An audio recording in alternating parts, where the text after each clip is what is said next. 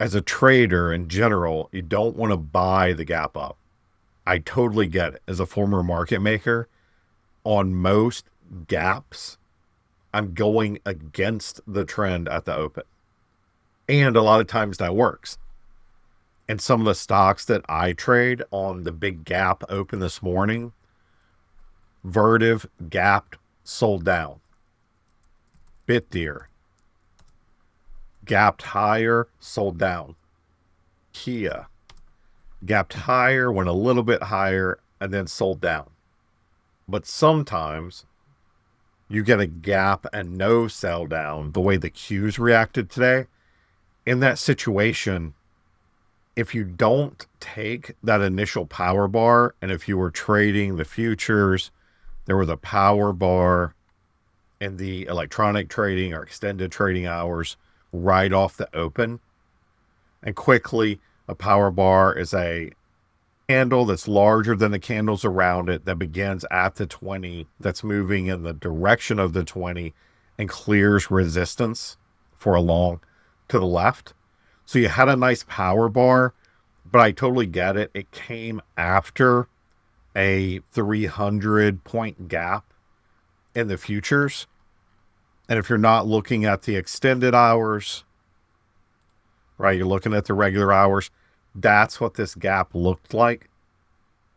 And for me, I like to be near the anchor line on a power bar trade, which you can see in many of the other videos I've done.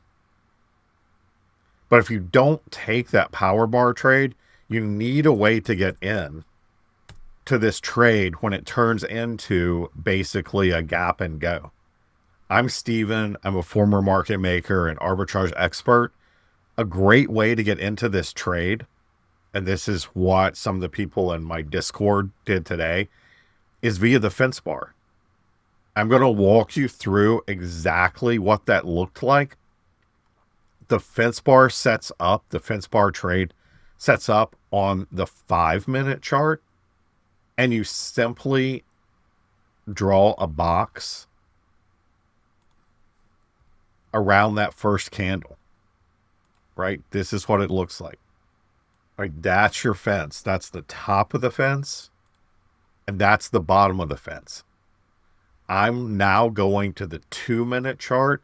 You can trade it off the 5, but since I'm generally trading off the 2-minute chart, the 2 is what I then go to. And what I'm looking for with the fence trade is a break out of that fence, which we got on this candle. I then want a retracement or a move back into my fence, which we got on the very next candle, which closed back inside the fence. And then I'm looking for a move back out of the fence, right? I want to move out of the fence to the upside or the downside. This morning was the upside. I want to move back into that fence line. I want a retracement. And then I want to move outside of the fence and a close outside of the fence. And that's exactly what we got on this candle right here, this green candle.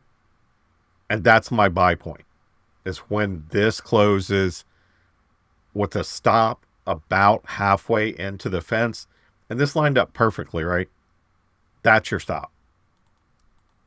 From this first 2-minute candle, you then had the continuation. That's the stop in this trade. And obviously today has turned into so far a trend day. And this fence trade has worked extremely well.